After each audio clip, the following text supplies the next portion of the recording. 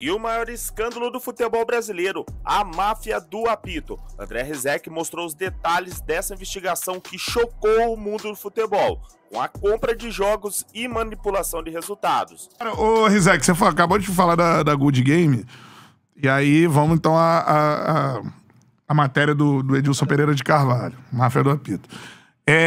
Qual é a diferença que você pode falar pro torcedor? Todo torcedor acha que é roubado. Isso é algo... No Brasil, assim, não, óbvio que o meu time é prejudicado. Se você vai debater com o torcedor... Desde os filmes boleiros do Barretão. É óbvio que o meu time é roubado. Não é que, assim, tem erros com o meu time. Não. O meu time é claramente roubado. Você vai perguntar pra qualquer torcedor, né? Juiz ladrão, assim. Juiz ladrão. O meu time é roubado. Por que você fez acho que é a única matéria que comprovou, pelo menos na nosso conhecimento de futebol, não sei se tem antes, mas comprovou de fato uma intenção ali de um juiz, enfim, de uma estrutura. Manipulado. Por que essa foi a única vez que foi comprovado que o futebol naquele momento era manipulado no Brasil, assim? É possível que tenha havido um monte de outras manipulações e a gente nunca tenha sabido. Até Sério? porque... Antes e depois? Claro que é. Porque, assim, a máfia do apito já estava operando há algum tempo e ninguém tinha a menor ideia que ela existia. E mesmo quando eu já fiquei sabendo e comecei a monitorar os jogos do Edilson, ninguém viu os jogos do Edilson e falou assim, pô, estão roubando. Minto, teve um jogo, porque eu acompanhava as partidas já sabendo para quem que estava vendido e ficava ligado em rádio, repercussão, de mídia. Teve um jogo, que é o mais escandaloso de todos que o Edilson apitou, que é Vasco e Figueirense e São Januário. Teve um jogo que o Milton Neves, eu ouço muito rádio, e o Milton Neves entrou depois na Rádio Bandeirantes e falou: que escândalo, que absurdo, tem que anular esse jogo, que vergonha! Sem saber. O maior erro de arbitragem daquele ano, inclusive, foi de um árbitro honesto, que é o Márcio Rezende de Freitas, Corinthians e Inter. Aquilo é um erro absurdo que decidiu o campeonato. Expulsão do time. E não foi premeditado, foi simplesmente um erro ridículo, péssimo, constrangedor. Inclusive, a máfia do apito nos ensina que, por pior intencionado que o juiz esteja, nem sempre ele vai conseguir entregar o resultado. Tem isso ainda. Futebol o Edilson não conseguiu entregar o resultado em todos os jogos. Santos e Corinthians, vendeu a vitória do Corinthians. O Robinho jogou uma barbaridade com o Giovani, deu Santos. Figueirense e Juventude. Ele fala no áudio, né? Vendeu a vitória do Juventude. O Edmundo acabou com o jogo, não conseguiu. Então, assim, o juiz não... Até porque a tática do Edilson era... começava o jogo, digamos, Charla contra Rizek. Vendeu a vitória do Charla. Ok, vai começar o jogo, cartão amarelo para o zagueiro do Rizek, com 2 minutos. Ele enervava os jogadores e ia tendo erros discretos e tentando enervar. Até porque se ele chamasse muita atenção... Pra expulsar alguém em algum momento. Expulsar alguém e tal. Raros lances do Edilson naquele ano são lances capitais, pênalti, né? Raros, são raros. Naquele Vasco Figueirense foi um jogo que aconteceu. Mas assim, até o escândalo já estava o esquema já estava em andamento, né? E ninguém suspeitava. Até que numa sexta-feira, a Thaís Oyama, que era minha chefe, recebe uma ligação telefônica, sexta-feira à noite, umas 9 da noite. Eu estava indo embora. Trabalhava na Veja, né? Era repórter de política. Nessa época da minha vida, tava indo embora, Thaís, espera. Puta que pariu, sexta-feira à noite, que espera, cara. Era muito pesada a rotina. Sexta-feira você quer ir embora. Você vara a noite de quinta fechando a revista, sexta-feira, 9 da noite, você quer ir embora. Espera. Desligou o telefone. Você não sabe. Um escândalo. Tem gente roubando o jogo do Santos, do Corinthians. Um escândalo. Vai ser a matéria da sua vida. E a minha primeira reação foi: Thaís... Você conhece futebol. Toda hora tem Toda hora tem alguém que faz uma denúncia dessa. Não, Rizek, não quero saber. Segunda-feira você vai nesse endereço aqui, vai conversar com essa pessoa aqui, papapá. E eu fui na segunda-feira encontrar essa pessoa, que era do interior de São Paulo. Cara, eu fui dormindo. Eu fui no carro assim, porra, o que eu tô fazendo? Eu vou lá encontrar um biruta. Porque na Veja era assim, cara. Era denúncia o tempo todo que chegava, né? Eu fui encontrar pessoas assim, em posto de gasolina em Guarulhos, que ia me entregar um CD com coisas comprometedoras de político. E raramente dava em alguma coisa. Alguma coisa de fato, né? Então eu fui assim, cara, totalmente assim, pô, não vai dar em nada. Vou perder um dia de viagem pra ir, um dia pra voltar. Mas nesse dia deu. Logo no primeiro encontro, essa pessoa tinha um material demolidor que envolvia o Danelon, que é o outro árbitro do esquema, Ah, tinha mais um árbitro, eu não lembrava disso. Que é quem Série B, né? Ele tava em andamento do Campeonato Paulista daquele ano. E era um material comprometedor de um apostador cobrando o Danelon de um jeito bem veemente, porque ele não tinha conseguido entregar um resultado em Santos e Guarani. Ele tinha vendido para os apostadores a vitória do Santos, foi empate esse jogo, e ele estava sendo cobrado por isso, né? E, inclusive, o Danelon, a partir dali, tem a ideia do grupo de se redimir, indicando o Edilson Pereira de Carvalho, que era um árbitro FIFA, que viria a apitar o Campeonato Brasileiro, mas já durante o Campeonato Brasileiro daquele ano, o Edilson começa a trabalhar para o grupo, indicado pelo Danelon. É ele que indica o Edilson. E quem era esse grupo? Esse grupo era um grupo do interior de São Paulo. O cabeça é o Najib Fayad. O cabeças, digo assim, era o cara que acabou concentrando as apostas, né? Ele disse que não criou o esquema, que quem criou foi um outro empresário, mas quando ele assume, ele passa a capitanear as apostas. Najib Fayad é um empresário de Piracicaba, figuraça. Quem assistir ao doc que tá no ar no Globoplay vai ver que é uma figuraça. Chamado de Gibão, né? Gibão, viciado em jogo, piloto de kart, na época ele era, não sei se ainda é. E ele, viciado em aposta, como Edilson, viciado em bingo. E ele tinha um site que os amigos deles criaram em Piracicaba. Você não conseguia acessar, eram ilegais na época, sites de aposta, e esse era fechado, ninguém podia acessar. E aí ele começou a capitanear as apostas com um grupo de conhecidos ou indicados e achava que ele tinha 2 juízes no bolso dele, né? O Edilson e o Danelon. Trabalhava assim, por exemplo, ele era a banca, então... Ele era a banca, ele fazia as apostas. E ele tinha os juízes na mão dele. Tinha os juízes na mão dele. Só que nem sempre os juízes conseguiam entregar o resultado. Nem sempre. Era aquele valor fixo, acho que era 20 mil? Cara, assim, variou muito. O que eu posso dizer é o seguinte, eram valores assim, o Edilson ganhou mais dinheiro vendendo entrevista, indo a programas de auditório do que com o jogo. Esquema, né? Era um esquema que não movimentou, assim, milhões de reais. Era pouco dinheiro. Atenção, né, se o cara fizesse a aposta. O Edilson ganhava coisa de 20 mil, 10 mil por jogo. A cota dele da FIFA era 5 mil reais e ele ganhava 20 mil por jogo. 4 vezes a cota dele. Mas assim, isso não fez do Edilson alguém rico, não mudou a vida do Edilson. E o grupo também não conseguiu fazer muito dinheiro, porque o Edilson não entregou tudo que ele prometeu. Há até hoje a desconfiança nunca provada de que o Edilson pode ter vendido jogos para outros apostadores, ou até ele mesmo tem apostado. Isso nunca ficou comprovado, mas sempre houve essa suspeita. De ter mais jogos ali, né? Porque os jogos... Por exemplo, ele vende a Corinthians e São Paulo. Ele vende para você a vitória do São Paulo e vende para um outro grupo a vitória do Corinthians. Houve essa suspeita, não se conseguiu provar isso. E é por isso que, inclusive, os 11 jogos foram anulados. Porque se ele entra predisposto a manipular resultado nos 11 jogos, eles estão automaticamente contaminados, ainda que ele não entregue o resultado. Foi essa lógica que levou para a anulação dos 11 jogos de 2005, né? Da Série A. Isso. Nunca saberemos por que os jogos da Série B, do Danelon ou do Paulista, que já tinham acabado, foram mantidos. E da Libertadores também foram mantidos. Mas foram as decisões que a Justiça Desportiva tomou à época. E assim, na época você achava, putz, agora puxei aqui um cara, que é o Edilson, né? Fazendo de Série A. Coçar o nariz rapidinho. Claro, claro. Enquanto isso, a galera... E você viu uma árbitro pra cacete. Assim, né? Que quando começou a surgir, era o que a galera pensava. Assim. Então, ó, voador aí no peito do like. Eu quero 3 mil likes na nossa live. Vambora, dá uma força aí. Já passamos de 2 mil likes. Volta, vai lá. Tudo mais. Daí 3 mil likes na live, beleza, galera? Então, você achou que você puxasse... Caraca, vem árbitro pra caramba, assim, em algum momento? Não, nunca achei. Assim, então, no começo tinha o Danelon no esquema. Não sabia do Edilson ainda. Eu fiquei sabendo que o Danelon tinha vendido um Santos e Guarani para um grupo de apostadores. Foi isso. Ponto. A minha fonte era muito bem informada. Fiz contato com a fonte, prometendo a ela que ela jamais seria revelada. E até hoje, nunca revelei, nunca dei pistas de quem é, nunca ninguém da minha parte vai saber quem é. E a fonte, muito bem informada, me disse que na semana seguinte teria um jogo São Paulo e Ponte Preta. Vitória vendida do São Paulo. Esse grupo sempre apostava nos favoritos, para ter...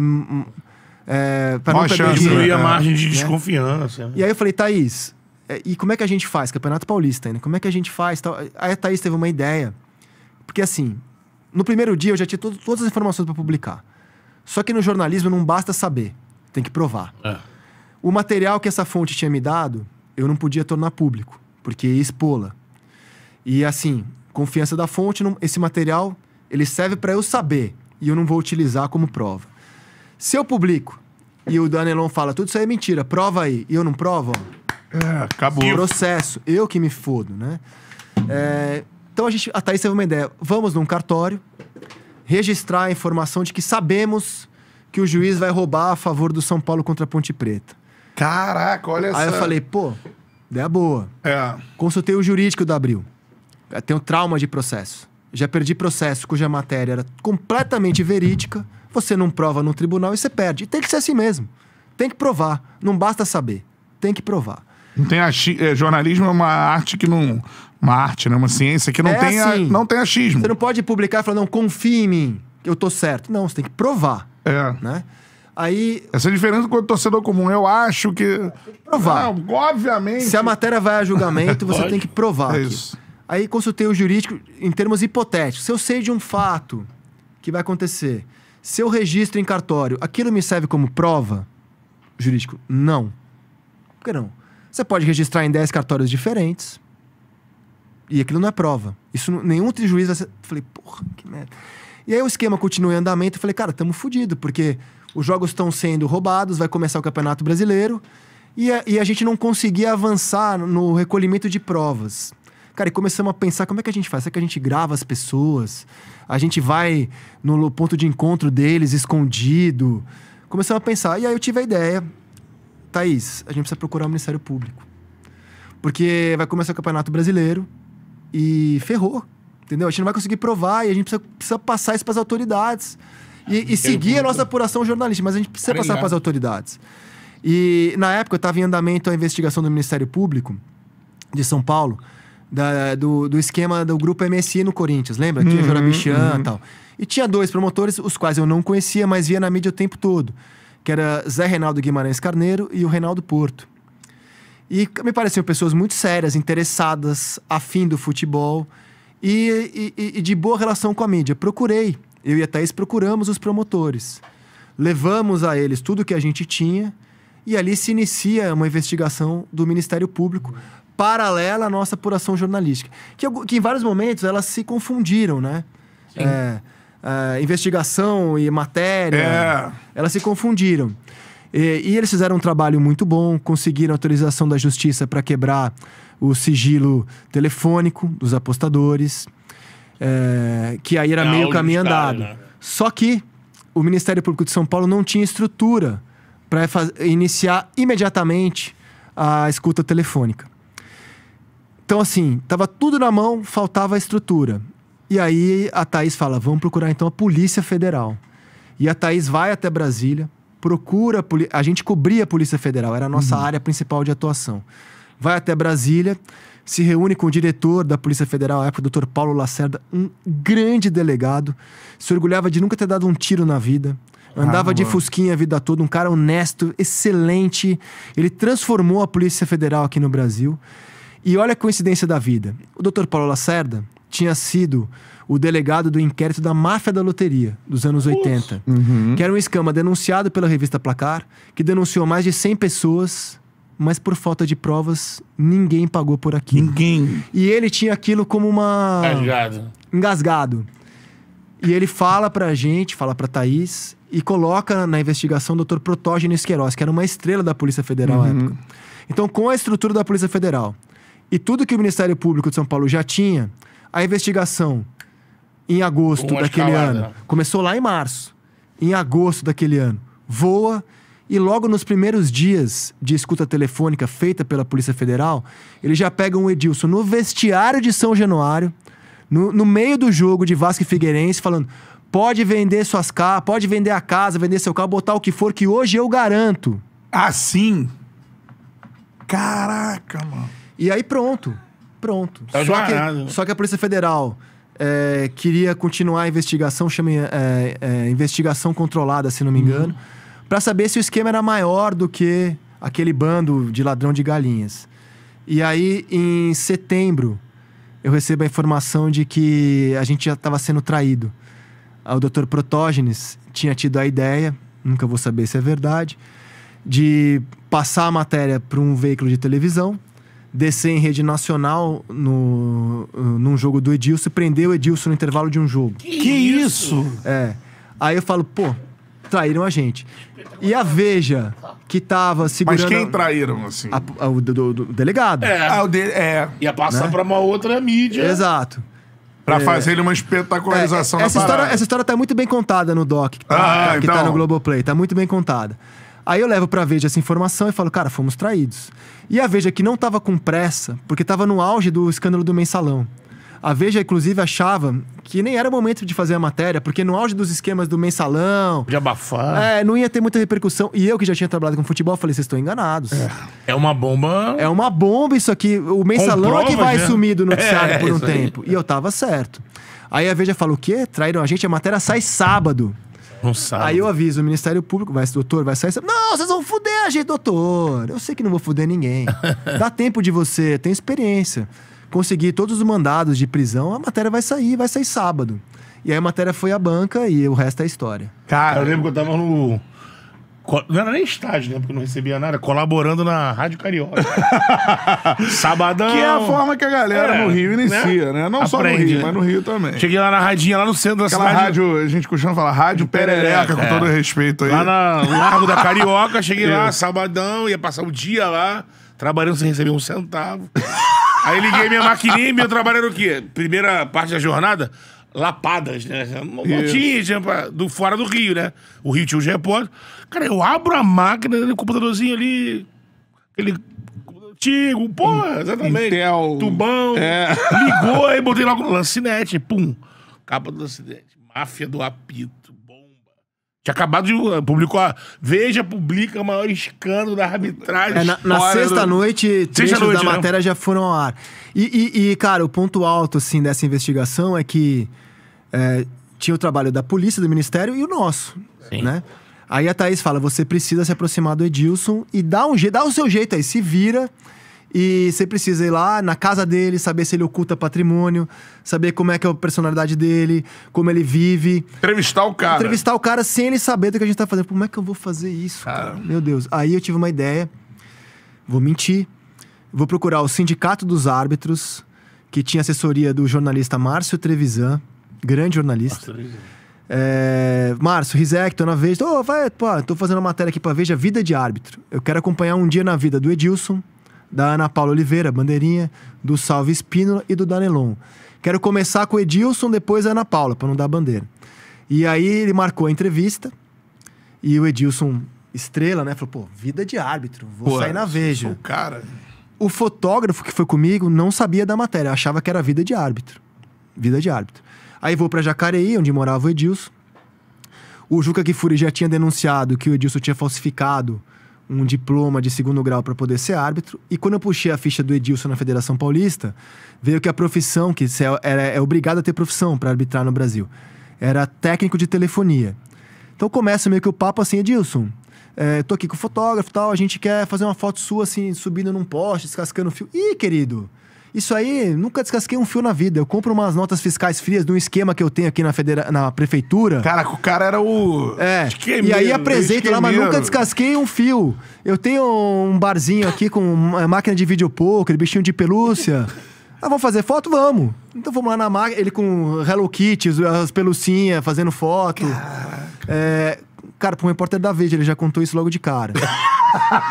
E aí o fotógrafo que não sabia de nada... né? Não, comigo o fotógrafo. Eu falei, cara, a gente pode ir na sua casa? Claro, eu abro minha casa pra vocês. Tem uma coleção de camisas, é proibido que você receber camisa de futebol. O juiz não pode. Que eu ganho dos times. Pô, beleza. Aí eu vejo ali uma camisa do Banfield que ele tinha roubado. Ele pega a camisa do Banfield, fotógrafo. Falei, cara, essa matéria é ouro. A foto da camisa do time que ele roubou. Ele fazendo assim pra gente. Aí o fotógrafo, sem saber de nada. Pô, e sua mãe mora aqui? Porque tem uma foto sua e até tinha pedido. Vai na casa dos familiares, vê se ele oculta patrimônio. Fomos na casa da mãe dele, em Jacareí. Enfim, passei um dia com o Edilson. Tinha ali um perfil, assim, né, do cara pra contar na matéria. Vi que ele não tinha que era o principal. Ele não tinha hábitos de vida nababescos, não ocultava patrimônio, não era um cara milionário. Como eu sempre suspeitei, era um cara que ganhava muito pouco dinheiro mesmo, com aquele esquema ali. Muito pouco dinheiro. Eram pequenos esquemas, né? Pequenas... Como é que a gente fala? Padrão de galinha. Pequenos golpes. É um caça-níquel ali. É, um negocinho. É uma notinha ali. frícola. Esse grupo é tão trapalhão que quando sai a matéria na sexta-feira, Cara. Edilson, você tá na Veja, saiu aquela matéria. É a primeira reação dele. Putz. E como eles estavam sendo monitorados, né?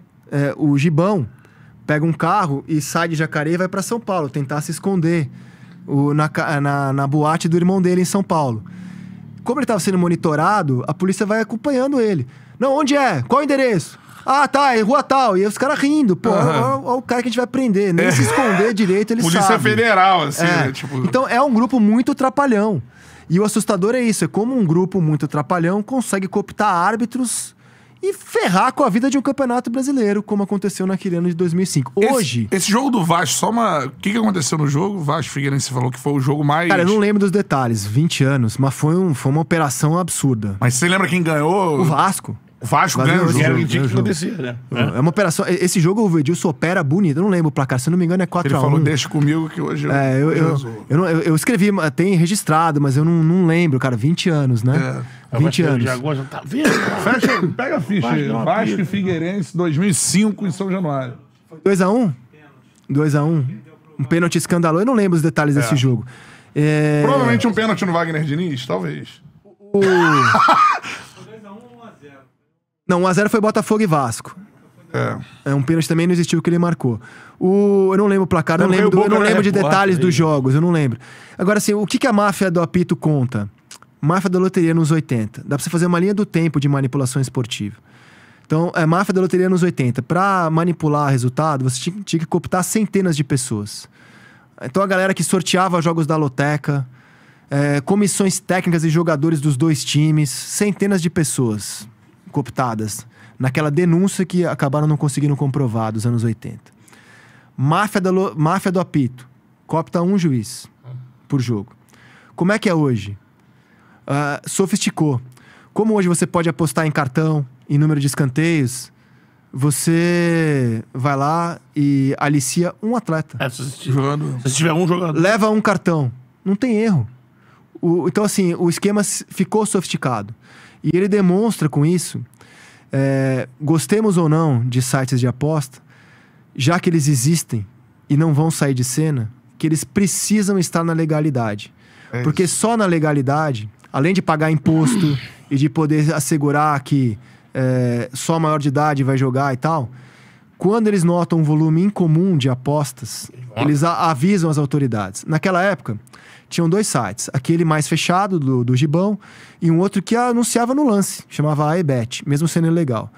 O iBet, ele percebeu que todo o jogo do Edilson tinha um volume incomum de apostas. Então ele parou de cotar jogos do Edilson. Que é o que as casas de apostas... Como ele era ilegal, forma de se proteger. Não avisou ninguém. Os caras são lesados. Se ele tivesse na legalidade, ele já poderia ter avisado a polícia na época e ter poupado alguns jogos de... E você aí ficou surpreendido com o que o Rizek falou? Coloca a sua opinião aqui nos comentários desse vídeo. Se quiser dar aquela moral, também é muito fácil. É só deixar o seu like e se inscrever aqui no canal.